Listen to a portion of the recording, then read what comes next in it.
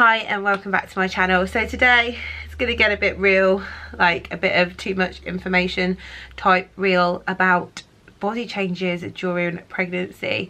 So I'm quite shocked how much your body changes and how quick it does, because a lot of these changes to my body happened quite soon into pregnancy. So the first one, boobs. Okay, so obviously I think mine changed a lot more because I was obviously, if you're new to my channel, I'm just pregnant in, you know, the natural way. I had an early menopause, so I've had been on HRT all my life, and I was on a very low dose of HRT, so hormones, in the run up to my IVF.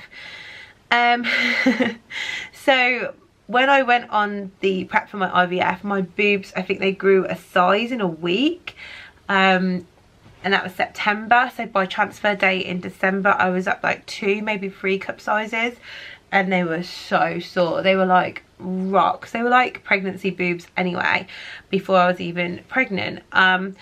So sore boobs I think is normally quite a common symptom of pregnancy, which people start thinking, oh actually I might be pregnant. They were so sore. They were like rocks, so sore, just growing. The pain stopped after the sort of first trimester for me, but they're not even my boobs. They don't even look the same. I don't know who they are, where they came from, but they are not my boobs. So before treatment I was a 34C. I am now a 36E. My ribs have gone bigger as well underneath. They are humongous, they are heavy. And I think my nipples are probably 3 times the size they were, and probably about 3 shades darker as well. Like dark. Why do they get darker? Don't understand. I don't know how they're going to be afterwards. I don't know if they're going to be a saggy mess. I don't know if they're going to go back to normal. I've got no idea, but they completely change. So yeah, look forward to that. Number 2. Sensitive down there. Now that doesn't just mean sort of underneath down there, so sort of the front of me, of my pelvis, just went really sore. I'm an aerial instructor, so I teach pole and aerial hoop and stuff, and there's things when you know, lay on your hips or you sit on the pole, and just anything to touch that area was so sensitive. Just felt like the only way I could describe it is that it was bruised and like swollen. Just the front, it just felt like, I don't know, yeah, like it was bruised. It wasn't bruised and it isn't bruised, but it felt that way. And that's been, I'd say, from at least the start of the 2nd trimester. And yeah, it is a bit more swollen. And I'm in a few pregnancy groups, and it's so funny, people are really honest there, and people's other halves have said, what's happened down there? Someone's husband said it looks like a burger. I've never had any comments on Tom, but I think it's because I say everything before he can have a chance anyway, because I'm hilarious. But the biggest thing was when I noticed is that I've been waxed for a few years and I don't flinch. It doesn't bother me. I've got a really high pain threshold, and I went for a wax and oh my god, I couldn't believe it. I couldn't handle it. I actually said to her, I was like, this is so painful. And she was shocked. She's like, it never hurts. She was like, I know, this is so painful. She went, yeah, you are a bit swollen there as well. And I was like, oh, my wax the nose. So yeah, I just wanted to be honest with this, because I think people don't talk about it. I've got a couple of friends that I text that we're quite honest about these things, but I think people just don't talk about it. Number 3, burping. Now, I was that kid at school, and you know those people that could burp the alphabet. I was really jealous because I couldn't burp. I would never burp. I couldn't. I just physically couldn't, and I don't know if that's because I never had fizzy drinks. I didn't like fizzy drinks, but I couldn't burp. So for me to go from not being able to burp to kind of needing to like burp all the time, mainly because of a result of heartburn, I found I'm just always going to Tom, I'm so disgusting. What's happened to me? So I've had heartburn since the 1st trimester. Horrendous, like really bad heartburn, to the fact that I can't do anything. I have it every single day. So yes, I miss the sickness. I got heartburn. So Like, I pretty much could have took shares out in Gaviscon. I dread to think how much we've spent on it, but obviously as a result of taking any sort of Gaviscon type heartburn medicine, it makes you burp to get the acid out. So that's, yeah. I have read it's a common symptom like gas. It's either one or the other. I think I'd prefer burping to the other, to be fair. I haven't had that sort of problem. But that, yeah, it's just overall digestion. I probably should have said instead of heartburn. It's completely changes. So you can go from, say, diarrhea to constipation and back again. It's all different. And I think especially if you've had an IVF pregnancy and you're on the progesterone, you will bloat like your life depends on it. Bloating, constipation, and they even say in the leaflet when you leave the fertility clinic that you will have like constipation and to take fibre. So it said to take fibre gel, so I was just on it. I was like, I'm not going through all this. But yeah, I say digestion's a massive thing.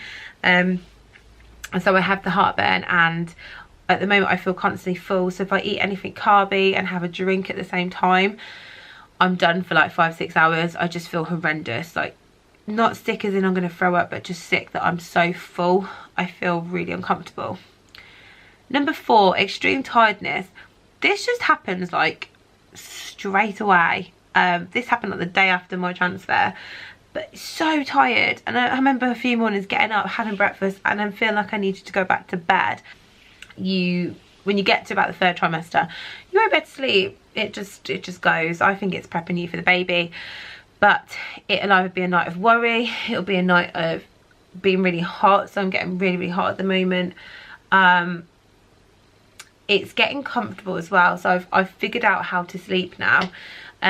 Because I used to sleep on my front, so I've had to really change how I sleep. So I have to have a pillow between my knees. I had a pregnancy pillow, but it was so heavy, and I turn over a lot in the night that it was actually causing like tummy pain to like turn over.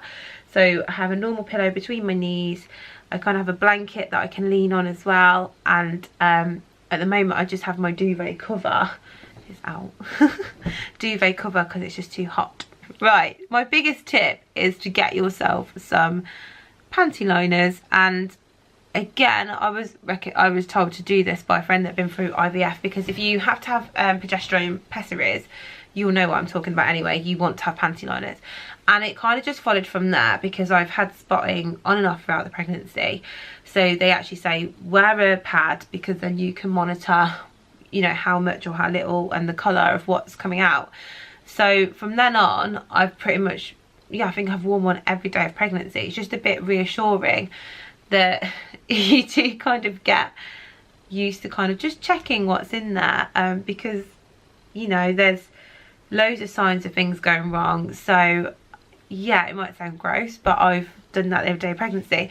And then when I didn't, I noticed there was a lot more liquid down there. And again, I'm in a group and someone said, I'm getting a lot more liquid, and someone said, oh, is it sweat? And I really don't think it's sweat. I don't get sweaty down there. I just think it's, I don't know, that you've got a lot of water in there and there's a lot of weight, so I'm guessing things are just getting pushed out. It's not wee. I know it's not wee. But I just think it's good to be able to check them for spotting, for colour, for anything unusual. And I said I've had a few spotting bouts, which even though you know it's normal, when it happens to you, you freak out. You absolutely freak out.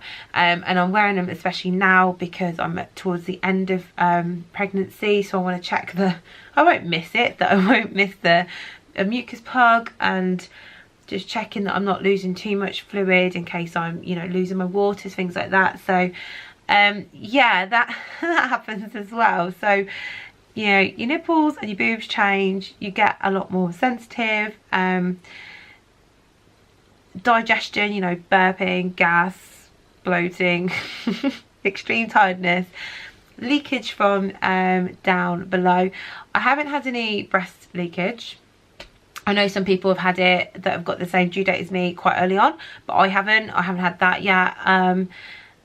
I had a lot of skin changes, and my skin was really, really dry. Well, early pregnancy it was winter, but my skin was flaking like anything. And my latest change is swollen ankles, which are redonkulous. Then literally my last day of work, the next morning, it was like, hey, pregnancy. And I can walk about 10-15 minutes now. And it really, really hurts. They like double. They are literally cankles. They're the size of my calves. My calves are swollen as well. I'm retaining a lot of water. I think I gained like 6 pounds in a week, but I'd actually ate a lot less, so I think it was just all water.